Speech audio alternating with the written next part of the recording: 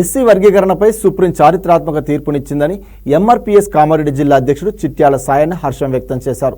Supreme court తీర్పును స్వాగతిస్తూ జిల్లా కేంద్రంలో స్వీట్లు పంచుకొని సంబరాలు చేసుకున్నారు. ఈ సందర్భంగా సాయన్న రాష్ట్ర ఉపాధ్యక్షుడు బాగయ్య మాట్లాడుతూ వర్గీకరణ 30 ఏళ్ల పోరాటంలో వేలాది మంది మాదిగ ఉపకులాల ఉద్యమకారులు చనిపోయారని ఆవేదన వ్యక్తం చేశారు.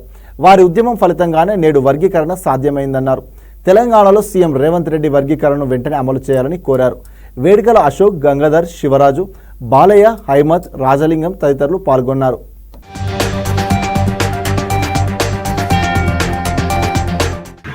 సుప్రీంకోర్టు ఎస్సీ ఎస్టీ వర్గీకరణ బిల్లును సుప్రీంకోర్టులో ఇవాళ హామీ ఇవ్వడం జరిగింది.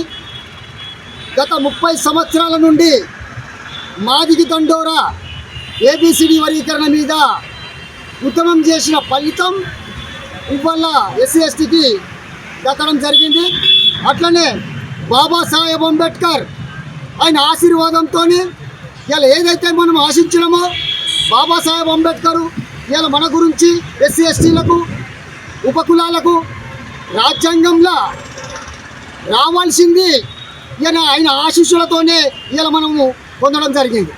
కాబట్టి ఎంతోమంది ఈ ఎంఆర్పిఎస్ గత 30 సంవత్సరాల నుంచి నిరంతరం పోరాడుతూ ఇవాళ ఏబిసిడి వర్గీకరణ సాధించుకోవడం జరిగింది. ఆ ఉద్యమంలో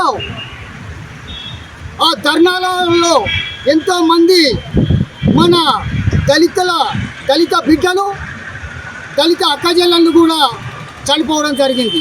ఇవాళ వాళ్ళ ఆశీర్వాదంతోనే ఇవాళ వాళ్ళ అమరులైన ఈ ఏబిసిడి వర్గీకరణ వాళ్ళకే మేము ఇవాళ అంకితం చేస్తున్నాం.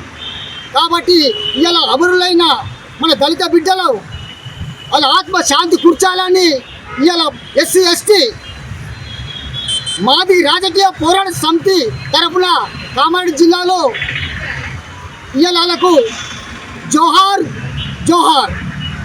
ఇలా బాబాసాహెబ్ అంబేద్కర్కు మున్సిపల్ ఆఫీసు ముందు పూలమాలలు వేస్తూ ఇవాళ దళితులంతా ప్రతి మండలాల్లో, ప్రతి జిల్లాలో, ప్రతి గ్రామంలో ఇచ్చిన వాళ్ళ న్యాయమైన పోరాటంతో దళితులు అమరులైన వాళ్ళ ద్వారానే ఇలా సాధించుకోవడం జరిగింది.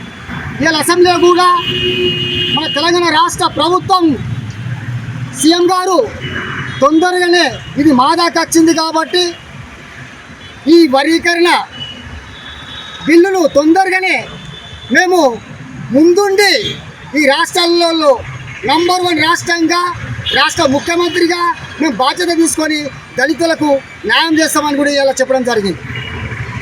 అట్లనే ఇలా రాష్ట్ర ముఖ్యమంత్రి గారికి మా కామారెడ్డి జిల్లా తరపు నుంచి మాదిగ రాజకీయ పోరాట సమితి నుంచి ఆయనకు ధన్యవాదాలు తెలియజేస్తున్నాం.